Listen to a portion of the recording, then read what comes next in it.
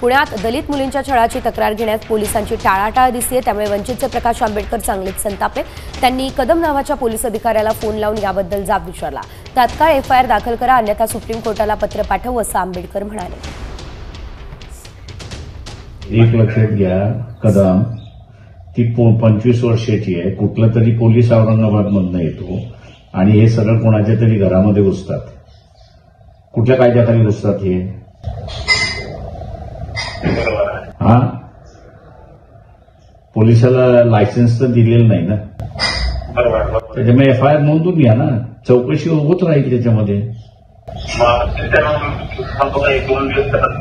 नाही, 2 दिवस नाही, ताबडतोब झाली पाहिजे एफआयआर।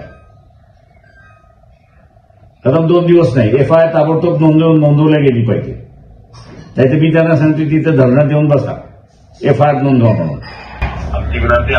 नाही, विनंती नाहीये, कायदा आहे।